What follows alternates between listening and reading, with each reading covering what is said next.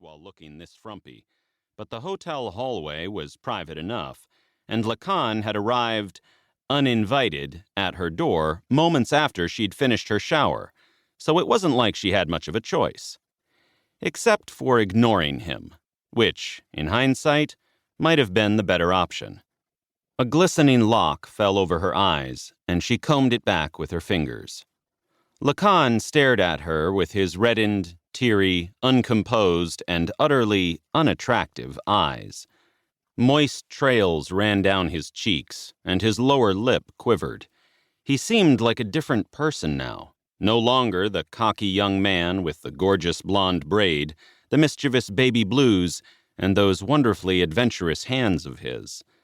Those physical traits remained, of course, but they no longer added up to the same total anymore. Somewhere along the way, the vibrant young man she'd betted during the admin's universal qualifier had been replaced with this sniveling, emotional wreck standing before her, a wreck that insisted on having a pointless heart-to-heart when all she wanted to do was go to take a nap. Ah! Lacan sniffled. Not in a subtle way, either, but loud enough for her to hear suction moving viscous snot further back up his nasal cavity. Seriously? Sako raised an eyebrow at him. Of all the things you could say to me, that's what you picked? He's not even flesh and blood, Lacan whined. Oh, please, she scolded, her patience growing thin. His mommy carried him in her womb, same as our moms did. He just transitioned into a synthoid is all, and not that long ago either. Besides, I didn't dump you. That's what I've been trying to drill through your thick skull. There was never anything to dump. It was a harmless diversion, nothing more. A diversion? He sucked in some more snot. Is that all I mean to you? Well, yeah. She shrugged her shoulders. That's what I've been trying to tell you. But I love you. She sighed, put a delicate hand to her forehead, and rubbed her brow. Fuck me. He'd used the L word. Why in Yanluo's burning hells did he have to toss that loaded word into the conversation?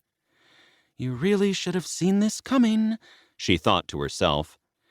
She'd known Lacan wouldn't take this news well, and to a certain degree, the blame for that fell on her. After all, he'd used the L word once or twice, or 5 times before. She wasn't sure, but she also had failed to make her own feelings clear at the time. In her defense, she'd been too busy saying things like, yes, harder, like that, to really concentrate on the long-term consequence of her non-existent reply. And so here we are. Fuck.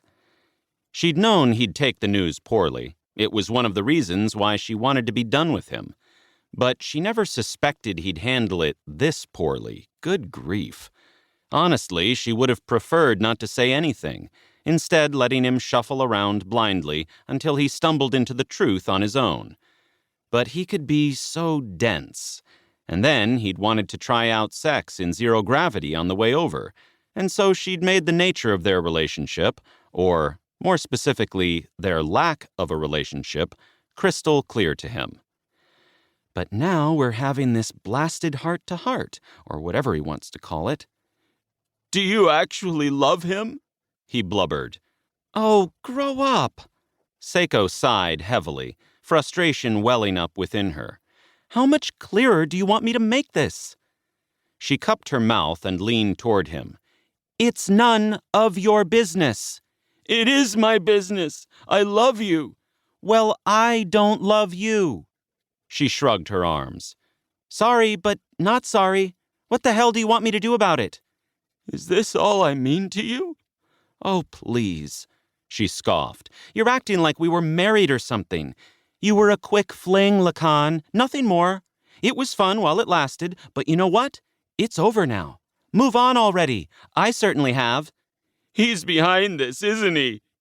He pointed an unsteady finger at her. He's trying to drive a wedge between us. No, he's not, she snapped, her frustration boiling over into anger. And how could you know that? Because I'd choose him over you any day of the week, you fucking idiot.